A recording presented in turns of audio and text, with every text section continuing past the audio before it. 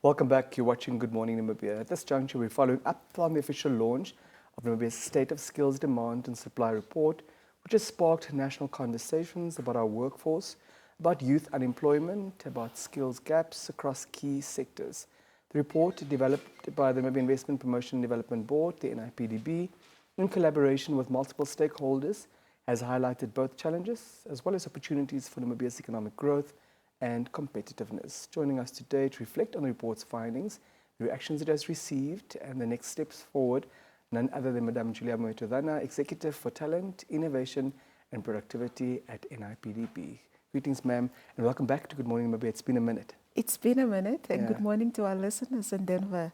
Thank you for having me this morning. Always such a joy, always such an honor. How have you been? Such an honor.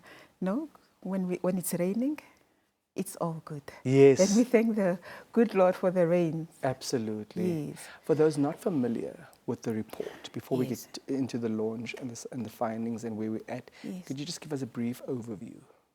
Yes, absolutely. The report was really born out of a lot of research and studying how countries report on skills. One of it's Rwanda Development Board. They've got the Rwanda Skills Demand and Supply Report. And we have also tracked the World Economic Forum Skills, Future Skills. And that prompted us to look at our own skills in Namibia. And so this was just an initiative born out of global best practices and to really understand what do we mean with structural imbalance, where are the root causes and the deficits in our education system from basic education to higher learning and the economy, what it demands. So I think that for the longest period of time, we have always focused on the supply of skills, but many countries now are looking at the economic sectors, because when we speak about an economic sector, it also indicates what type of labor is required, who employs most people, and at which skills level it is required. So and perhaps also for what period? Yeah, and that is really, like for example, when we looked at the report, we actually used the census report, and that really gives us a perspective over a period of 10 years. And the reason why we use the census, because it speaks about sector per employment or employment per sector over a period of 10 years. So this reliable data helps us to connect the dots in terms of where our economy is growing, and where we are supplying skills and what the employers are demanding. And you specialize in connecting the dots and helping us understand these complex issues in layperson's terms. What does the report indicate? What do the findings tell us about our skills landscape? Okay, so we usually speak about structural imbalance. And I think that when we speak about structural imbalance, we do mix terms. And for us specifically, we have looked at our top skills that we are supplying currently to the market from TVET and high learning institutions. And just for example, we are actually producing our top skills. It's health and social, that is nursing, it's 14%. And then we've got business and commerce management, education and training topping at 43%, and administration 19.3%. But when we look at our economy, where we employ most people is agriculture and forestry and fishing. It is 16.1%. Even though it's semi-skills, it tells us a story where the economic activities are. And then also manufacturing and automotive, wholesale and retail, administrative and support services, it actually comes at 9.8 because it is a cluster of education and health and government clustered together. And then also education, it's only employing 7%, but when you can see that we are actually supplying 43%. So that is where the structural imbalance is coming in. And then also the labor market, really, we are still, if we fully implement our digital strategy, we will see that our administrative support, there is quite a high demand. It's at 15%, the labor market. And then also education, but more specialized skills. It's not your teachers, it's your professors, your scientists, and then also finance, insurance. So you can see where the structural imbalance, where our economy is growing, what employers are demanding, and our top skills, occupations that we are supplying to the labor market. And that's why we are justifying it and say it's a structural imbalance. And that is really the synopsis. But also, when we also looked at the basic education, we've got quite a high dropout that is standing at 37.5%. What does it really mean in terms of the skills ecosystem? It just informs us that we've got a cohort that is vulnerable, and that produces high youth unemployment. Vulnerable in that they don't have basic skills, and the government, and we as a government, private sector have to look at it. And that is where the structural imbalance is coming in. So the short and long story, we cannot speak about skill supply without looking at our economy. These two synergies, we need to find synergies.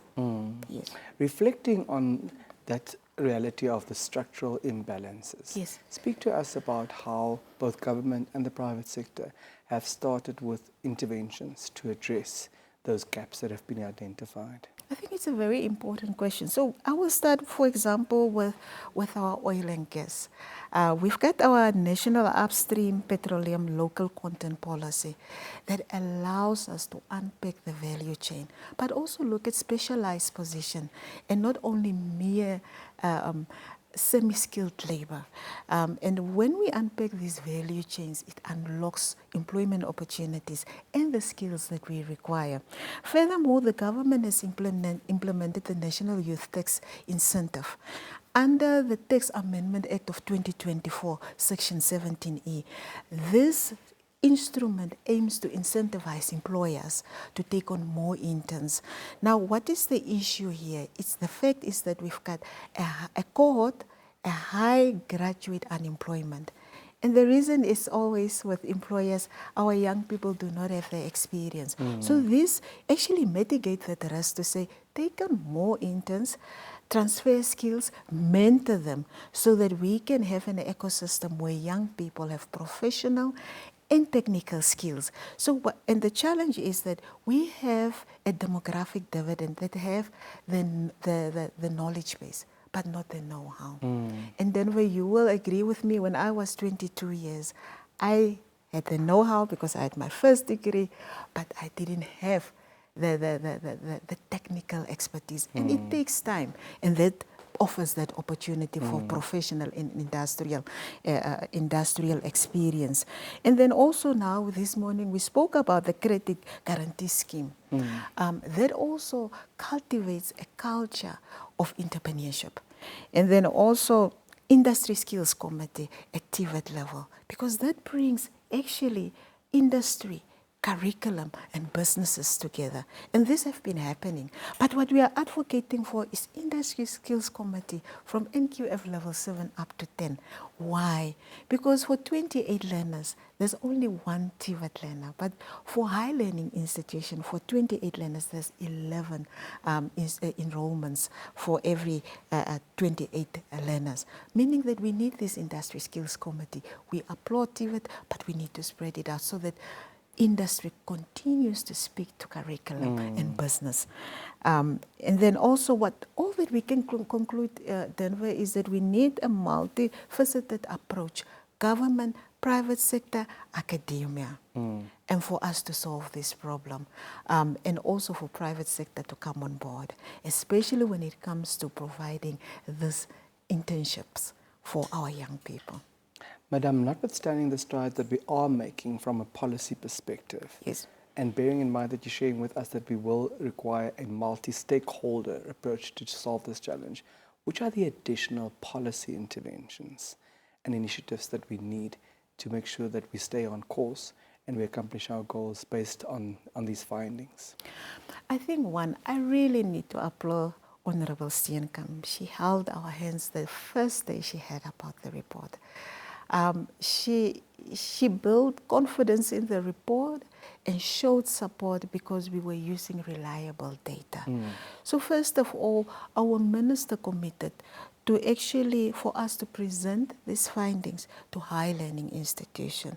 This implies that over a period of years, we will see curriculum alignment, agileness towards the fast-paced world. Because now, obviously, we are just producing traditional occupations. And with the report, the minister wants to ensure that at high learning education institutions, that the curriculum becomes more agile. That is one policy decision. The other one is to look at critical skills listing.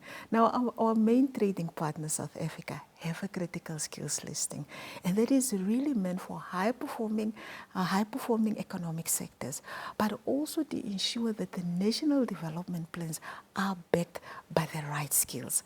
And so in South Africa, they have gazetted the critical skills listing, but it's a global practice. It is when you go to Norway, the US, Britain, UK, they all have critical skills listing, and that is really to allow us then to speak from one hymn in terms of what are the critical skills in Namibia.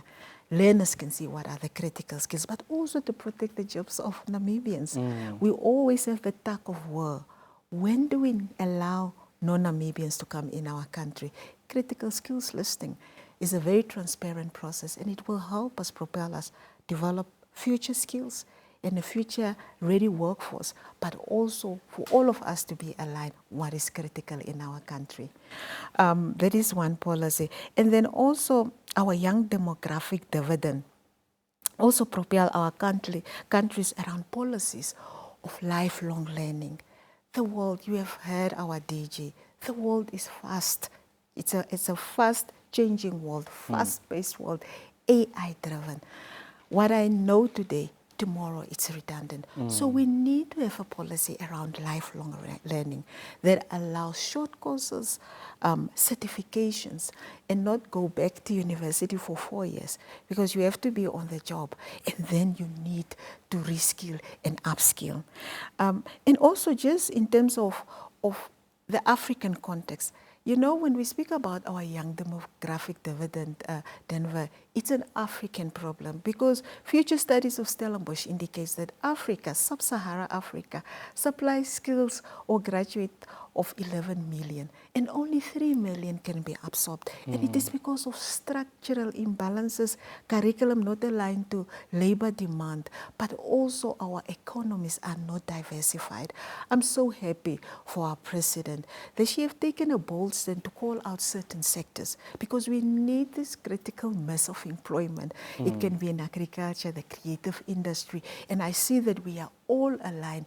Oil and gas. Now we say oil and gas is not a silver bullet for employment, but the value chain, that is where we will extract more value. So I think that for us is the diversification of our economy. We need to speak more about our economy, how we can diversify it, because when there is a demand for service, we will also know what type of skill. Is it specialized? Is it semi-skilled? What type of skills is required? And so the time is now. And the time is now to look at this, to have a long-term perspective and lay the foundation.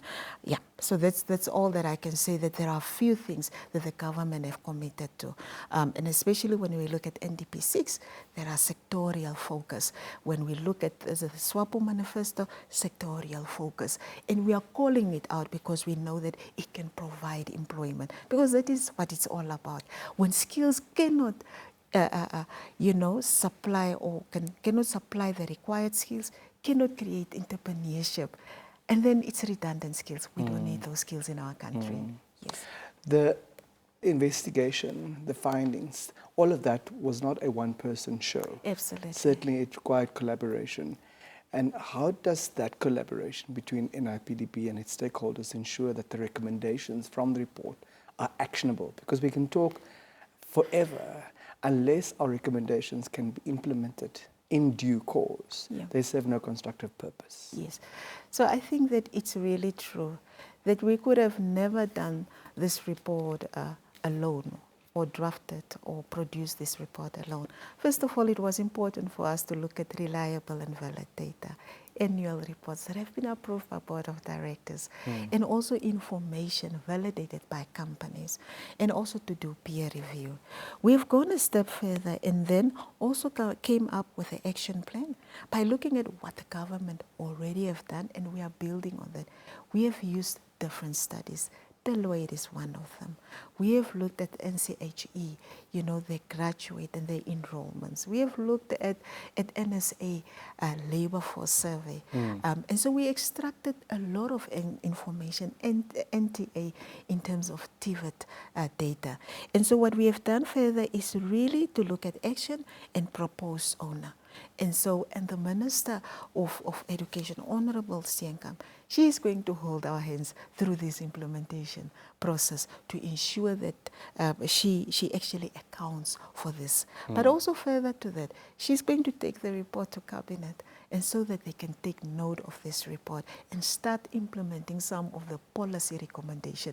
So I think that in terms of really making sure that it's not just another report.